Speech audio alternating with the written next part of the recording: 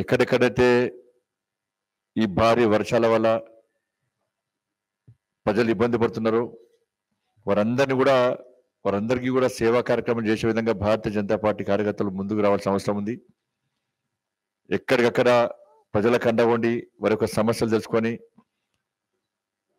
మనందరం కూడా సేవా కార్యక్రమం చేసిన బాధ్యత అనేది ఉంది. ఇప్పటికే అనేక ప్రాంతాల్లో భారతీయ జనతా పార్టీ కార్యకర్తలు సేవా కార్యక్రమం చేస్తూ ఉన్నారు.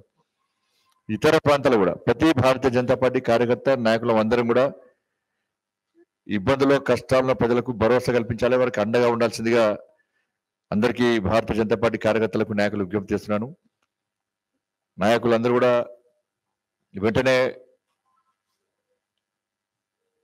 ఎక్కడెక్కడ ఇబ్బందుల్లో కార్యకర్త ప్రజలను కలవడము, వాళ్ళ బాధలు తెలుసుకోవడము, వాళ్ళకి మన చేతనైతే సహాయం చేయడము, వాళ్ళు పడుతున్న కష్టాలను అధికారులు దృష్టి తీసుకురావడము, వాళ్ళని ఆదుకోవాల్సిన బాధ్యతలు అందరి తప్పకుండా కార్యకర్తలందరూ సేవా కార్యక్రమంలో నిమగ్నం కావాల్సిందిగా భారతీయ జనతా పార్టీ కార్యకర్తలకు నాయకులకు విజ్ఞప్తి చేస్తా ఉన్నాం.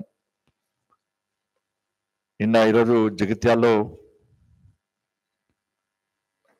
న్యూస్ కవరేజ్ కోసం వెళ్ళి ఇవాళ అనుకోకుండా ప్రమాదానికి గురైనటువంటి ఎన్టీవీ రిపోర్టర్ జమీల్ గారి యొక్క మృతికి భారతీయ జనతా పార్టీ తీవ్ర సంతాపాన్ని వ్యక్తం చేస్తున్నది.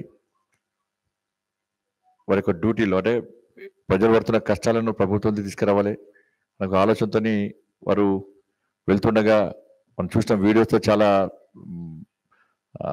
బాధాకరంగా ఉంది. వ్యాన్లో వెళ్తుంటే వ్యాను ఆ కినాల్లో పడిపోవడము, చాలా ప్రతి ఒక్కరు కూడా చలించిపోతా ఉన్నారు.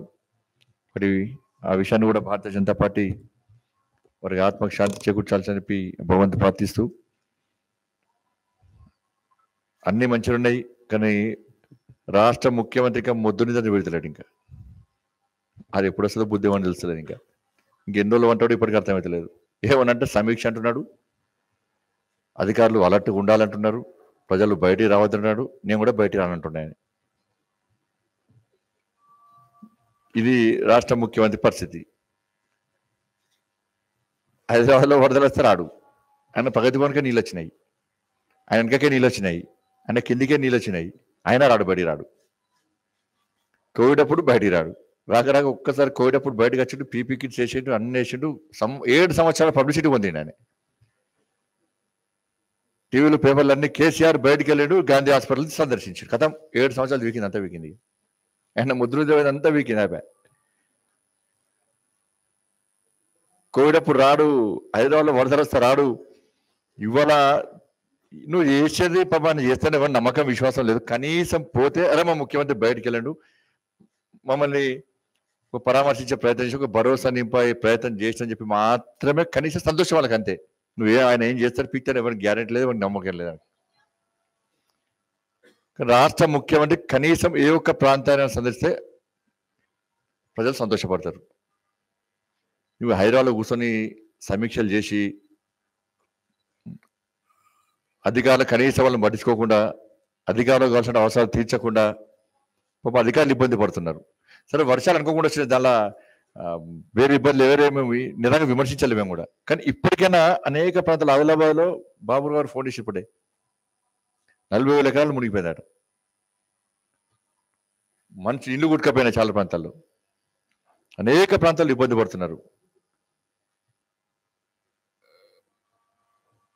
ఇలా ఏమనంటే భారతీయ జనతా పార్టీ తిట్టడం నిన్న చూసిరు, అందరు మినిస్టర్లు అందరూ పొట్టుపొట్టు తిట్టారు. నాన్న తిట్టకుండా తిట్టారు, వాళ్ళని ప్రజలు తిడతాను. మన ముఖ్యమంత్రి ప్రెస్ మీటింగ్ చూసిన తర్వాత 2.5 గంటలు వాయించిన తర్వాత ముఖ్యమంత్రి తెలుసుకోవాలి ఏమైతే తెలంగాణ సమాజము మేధావి వర్గం కానీ ఆలోచన పనులందరూ కూడా ముఖ్యమంత్రిని ఏ విధంగా తిట్టుకుంటారో ఒకసారి ముఖ్యమంత్రి తెలుసుకోవడానికి కాబట్టి నేను గుర్తులో ఈనాడే కనబడే నాకు. హాయ్ ఫ్రెండ్స్, మా టుడే టుమారో యూట్యూబ్ ఛానల్ చూస్తున్నందుకు చాలా థ్యాంక్స్. మరిన్ని లేటెస్ట్ వీడియోస్ కోసం వెంటనే సబ్స్క్రైబ్ చేయండి. అలాగే ఈ బెల్ ని కూడా రింగ్ చేసేయండి. మా నోటిఫికేషన్స్ అన్ని మీ మొబైల్లో వస్తాయి.